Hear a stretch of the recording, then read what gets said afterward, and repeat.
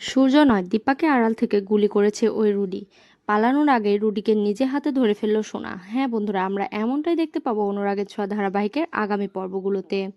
যতই প্রবীণবাবু ডিভোর্স বলে লাফালাফি করুক না কেন, চারুর সাথে সূর্যর বিয়ে দিতে চাক না কেন, কুন্তলা এবং রুডি কেউই প্রবীণবাবুর উপর ভরসা রাখতে চায় না। তাদের চক্রান্ত তারা তাদের মতো করেই ফেলেছে। বিশেষ করে যখন জন্মাষ্টমীতে সূর্য এবং দীপা কাছাকাছি দেখেছে রুডি, তখনই বুঝতে পারে যে তাকে কিছু একটা করতে হবে। ওই দীপাকে আবারও চিরতরে শেষ করে দেওয়ার ব্যবস্থা করতে হবে।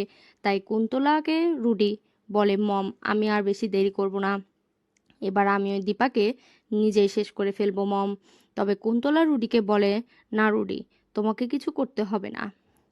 আরে, যে যখন আমরা সূর্যকে দিয়ে সব কিছু করাতে পারবো, তখন তুমি কেন নিজে করতে যাবে?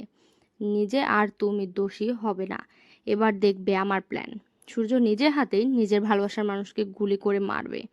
এই বলে কুন্তলা সোনাকে উস্কে দেয় এবং সোনা তার বাবাকে গিয়ে বলে, বাবা শোনো, তুমি কোনো দিনও ওই ক্রিমিনাল মহিলার কাছে যাবে না, আর কোনো কথা শুনবে না। জানো বাবা, ওর জন্যই আমি আজ সাদা পোশাক পরে আছি। ওই মহিলা আমার স্বামীকে মেরেছে, তোমার জামাইকে মেরেছে। ওই মহিলা একটা খুনি। সূর্য বিশ্বাস করে না তার মেয়ে এই দুঃখ কষ্ট পিছনে দীপাই একমাত্র দায়ী। তাই সূর্য একলা ভাবতে থাকে, না, দীপার ছায়া কিছুতেই সে তার পরিবারের উপর পড়তে দেবে না। এই দীপাকে সে নিজেই শেষ করবে। তাই সূর্য বন্দুক নিয়ে ছুটতে থাকে দীপার দিকে মারার জন্য। কুন্তলা ভালো মতো সূর্যকে উস্কে দেয়, সোনাও উস্কে দেয়। আর সূর্য দীপার বাড়ির দিকে যেতে থাকে বন্দুক হাতে। তবে সূর্য যে শেষমেশ দীপাকে গুলিটা করতে পারে না, কুন্তলা তা বুঝতে পারে।